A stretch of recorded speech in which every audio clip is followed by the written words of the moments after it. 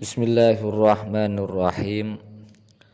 Qala al-musannifu rahimahumullahu ta'ala wa nafa'ana bihi wa bi'ulumihi fid dharain amin. Babu sunai wa fihi salasuna mau'idatan arba'atun akhbarun wal baqi atharun. Babu sunai, adapun ini itu bab menjelaskan tentang makalah yang sebangsa dua kata. Wa fihi, itu tetap di dalam babus sunai salasuna, adapun 30 mau'idhatan, apanya mau'idhahnya. Arba'atun, adapun yang 4, akhbarun, itu berupa beberapa hadis. Wal baqi, adapun sisanya asarun, itu asar.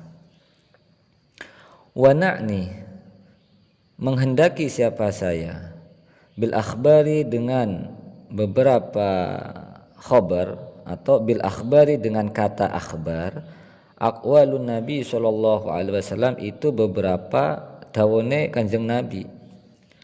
Wabil asari, dan dimaksud dengan asar aqwalu sahabati, itu beberapa dawuhnya sahabat, wa tabi'ina, dan beberapa tabi'in. Jadi dalam bab yang kedua ini, bab sunai ini, babnya berisi dua kata. Lah dalam bab sunai ini terdapat 30 mau'idhah. Yang 4 itu berupa hadis, sisanya itu berupa asar. Sekarang apa yang dimaksud dengan akhbar itu? Yang dimaksud dengan akhbar itu adalah dawuhnya Kanjeng Nabi sallallahu alaihi wasallam. Akhbar itu sama dengan hadis. Jadi ada hadis, ada khobar, itu cuma beda lafadz saja. Jadi ada hadis, ada khobar. Kata jamaknya khobar itu adalah akhbar. Sedangkan yang dimaksud dengan asar itu sendiri adalah dawuhnya para sahabat dan dawuhnya para tabi'in. Faminhu, maka itu diantara dari babu sunai, yakni fal maqalatu, maka adapun maqalah al-ula, yang pertama, minal munabbihati, dari perkara yang mengingatkan, as-sunaiyati, yang sebangsa dua kata. Ma, adapun hadis, ruwiya, yang meriwayatkan, ruwiya, yang diriwayatkan, apa ma, anin Nabi sallallahu alaihi wasallam, dari Kanjeng Nabi sallallahu alaihi wasallam. Annahu, sesungguhnya Kanjeng Nabi, qala, itu ndau sinten Kanjeng Nabi, khoslatani, pada lafadz khoslatani. Khoslatani, adapun dua perkara, la syai'a, itu tidak ada sesuatu, afdalu, yang lebih utama, minhuma, dari khoslatani. Al-imanu, itu berupa iman. Al-imanu, itu iman, billahi, kepada Allah. Wan naf'u, dan memberi manfaat, lil muslimina, terhadap beberapa orang Islam.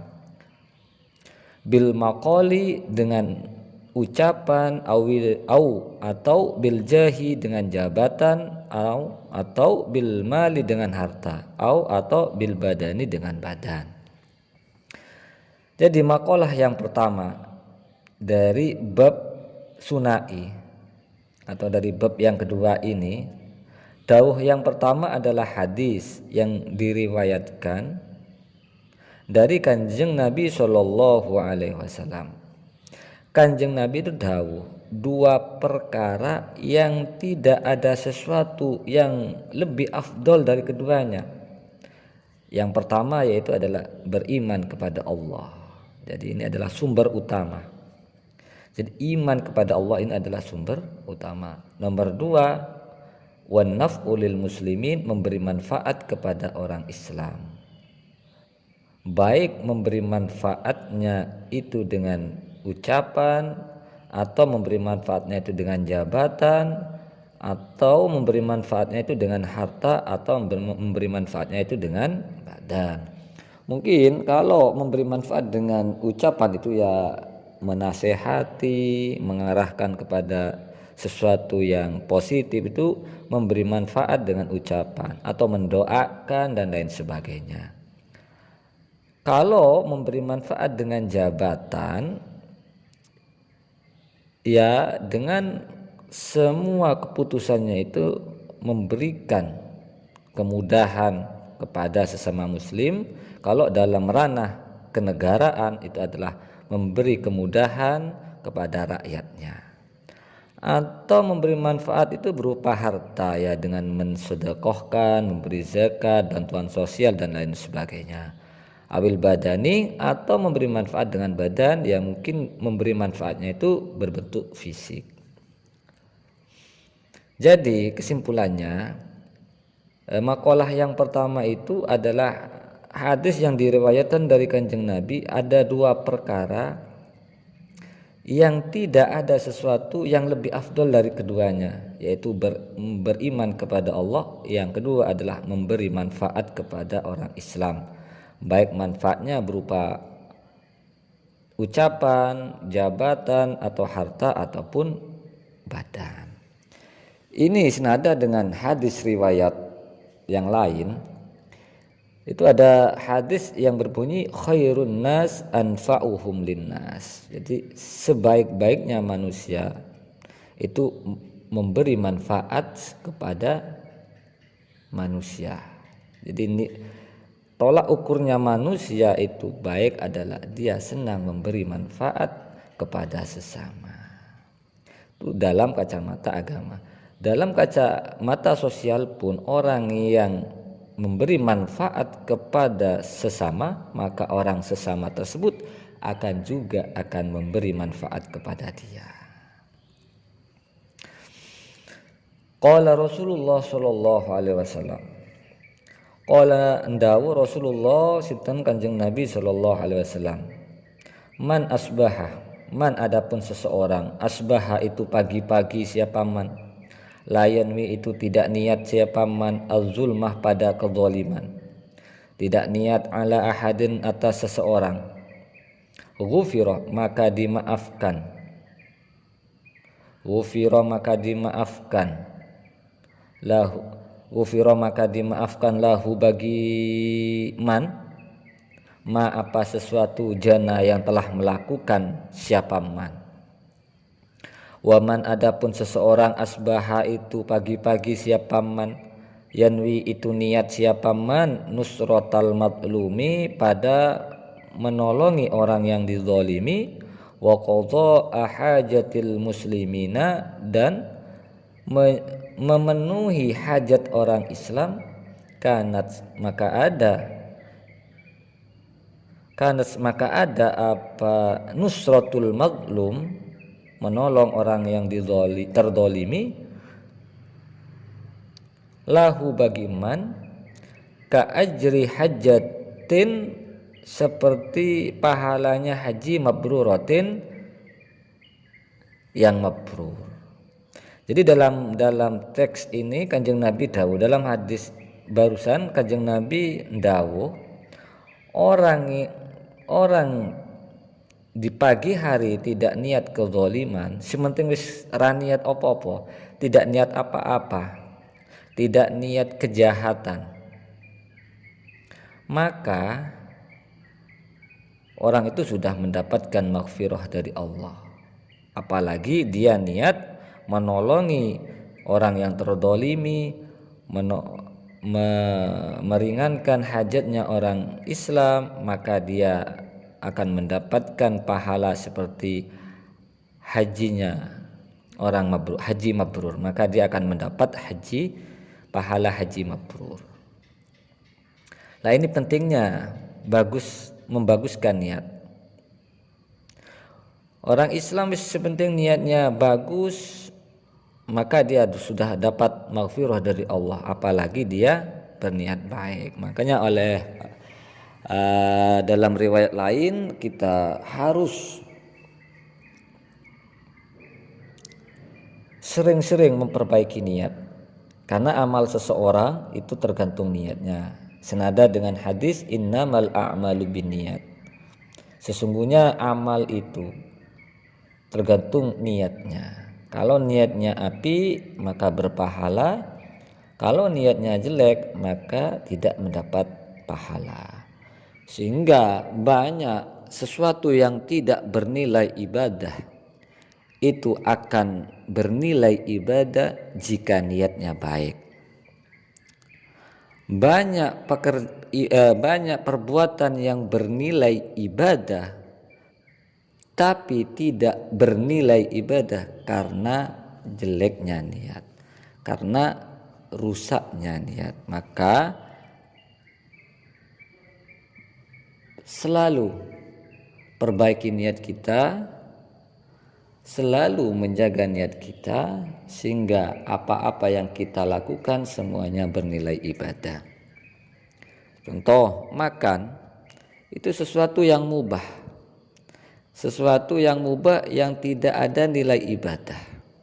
Lah, makan itu bisa menjadi nilai ibadah jika kita niatnya baik, niat ibadah kepada Allah. Dengan makan kita bisa kuat sholat, kita bisa kuat melaksanakan perintah Allah. Maka nilai makan kita adalah bernilai ibadah. Padahal makan itu sendiri bukan perilaku ibadah, bukan perbuatan ibadah.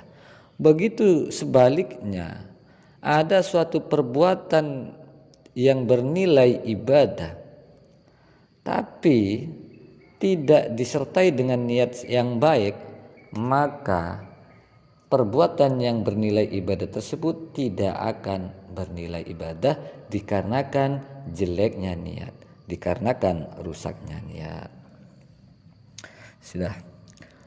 Waqala alaihi salam, waqala dan dawuh sinten Kanjeng Nabi alaihi salam, ahabbul ibadi, adapun paling dicintainya beberapa hamba ilallah kepada Allah, anfa'un nasi, itu bermanfaatnya manusia, linnasi, kepada manusia yang lain. Jadi hamba yang paling dicintai oleh Allah adalah hamba yang memberi manfaat kepada sesama. Tapi kan umumnya manusia itu senang menerima manfaat dan enggan mau memberi manfaat. Lah, itu umumnya manusia. Kenapa? Karena hatinya penuh dengan nafsu, sehingga untuk memberi manfaat itu sangat sulit. Yang banyak terjadi di masyarakat, orang itu suka menerima manfaat daripada memberi manfaat. Dia menuntut orang lain memberi manfaat, sedangkan dia sendiri enggan mau memberi manfaat. Lah, ini yang banyak terjadi di masyarakat. Makanya dijamin oleh Allah, orang yang paling dicintai oleh Allah adalah orang yang memberi manfaat kepada manusia, memberi manfaat kepada sesama makhluk Allah. Wa afdalul a'mali, adapun lebih utamanya beberapa amal perbuatan, idkhalus sururi, itu memberi kebahagiaan kepada orang lain. Idkhalus sururi itu memberikan kebahagiaan ala qalbil mu'minin, atas hatinya orang yang beriman. Jadi di sini dalam hadis selanjutnya ini disebutkan afdalul a'mal, paling utamanya amal perbuatan seorang hamba itu adalah memberikan kebahagiaan kepada orang mukmin. Lah, memberikan kebahagiaan kepada orang mukmin itu tidak selalu berupa materi, tidak selalu berupa jabatan, dan tidak selalu berupa harta. Tapi idkhalus surur, memberi kebahagiaan kepada orang lain, itu banyak macamnya. Bisa dengan bicara lemah lembut, bisa senyum di hadapan sesama, itu adalah bentuk dari idkhalus surur, memberi kebahagiaan kepada orang lain. Jadi kita gak boleh membahagiakan orang lain itu harus berbentuk materi, tidak. Idkhalus surur itu umum, sederhana sekali. Kita tidak menyakiti kepada orang lain, itu juga bentuk dari idkhalus surur. Kita senyum di hadapan sesama, itu adalah bentuk dari idkhalus surur. Dan banyak sekiranya orang yang kita hadapi senyum, saudara kita sesama agama ikut bahagia, itu adalah bentuk dari idkhalus surur. Yatrudu menolak, menolak siapa orang anhu dari mukmin ju'an pada lapar. Jadi amal yang lebih utama selanjutnya adalah memberikan makan jika menemui saudara kita yang kelaparan. Au yakshifu, atau meringankan atau menghilangkan atau menolong anhu dari mukmin karban pada kesusahan, atau yagdi melunasi siapa man atau siapa orang lahu kepada mukmin dainan pada hutang. Lah semuanya ini adalah bentuk dari idkhalus surur. Jadi idkhalul yang ditampilkan dalam hadis ini ya yatrudu anhu ju'an, memberi bantuan makan jika saudara kita lapar, atau mengurangi beban, lebih-lebih bisa menghilangkan beban saudara kita, atau melunasi hutang dari saudara kita. Itulah bentuk dari idkhalul surur. Makanya idkhalul surur itu adalah perbuatan yang sangat dicintai oleh Allah. Wa khoslatani, adapun dua perkara, la syai'a, yang tidak ada sesuatu itu maujud, akhbasu, yang lebih najis, yang lebih kotor, ay anjasu, yakni lebih kotor, minhuma dari khoslatani, asyirku, itu kesyirikan, billahi, terhadap Allah, wadurru, dan memberikan bahaya, bil muslimina, terhadap beberapa orang Islam. Dan ini kebalikannya, ada dua perkara yang tidak ada yang lebih menjijikkan, yang lebih kotor indallah adalah asyirku, itu menyekutukan Allah. Itu sudah tidak ada tobatnya. Jadi dosa paling besar adalah menyekutukan Allah. Dan yang kedua, sesuatu yang tidak lebih najis dari dua perkara itu, yang nomor dua adalah wadurru bil muslimina, dan selalu membuat beban kepada sesama muslim, menyakiti sesama muslim, menghasuti sesama muslim. Jadi dia menjadi beban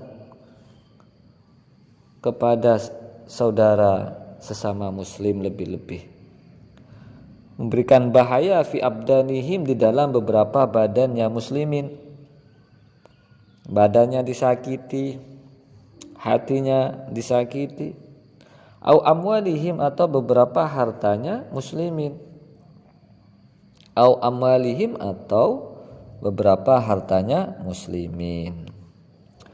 Fa inna jami'a awamirillahi, karena sesungguhnya semua beberapa perintah Allah, turja'u, itu dikembalikan, apa awamirillah, ila khoslataini, terhadap dua perkara. Sesungguhnya kalau kita kaji lagi, semua perintah-perintah Allah pasti orientasinya akan kembali kepada dua perkara. Pertama, at-ta'dhimu lillahi ta'ala. At-ta'dhimi berupa mengagungkan, lillahi, kepada Allah Ta'ala, maha luhur sinten Allah. Ini yang namanya hablum minallah. Wasyafaqati, dan mensyafaqai, mengasihi, li khalqihi, terhadap makhluki Allah, li khalqihi, terhadap makhluknya Allah. Ini yang dikenal dengan hablum minan nas. Jadi kalau kita pikir-pikir lagi, kalau kita kaji lagi, semua perintah Allah akan mengerucut kepada dua perkara. Yang pertama adalah pasti mengagungkan kepada Allah, melakukan perintah-perintah Allah yang orientasinya adalah mengagungkan Allah. Itu yang dikenal dengan hablum minallah. Yang kedua akan kembali wasyafaqah li khalqi, dan mengasihi sesama makhluknya. Ini yang dikenal dengan hablum minannas. Qauli ta'ala, seperti dawuhnya Allah Ta'ala, aqimus sholata wa atuz zakata. Aqimu, melaksanakanlah siapa kamu, as-sholata, pada sholat. Ini hablum minallah.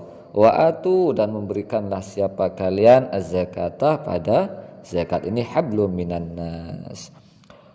Wa qawlihi, dan firman Allah Ta'ala, ushkuru, bersyukurlah siapa kalian, li, kepada saya, kata Allah. Ini hablum minallah.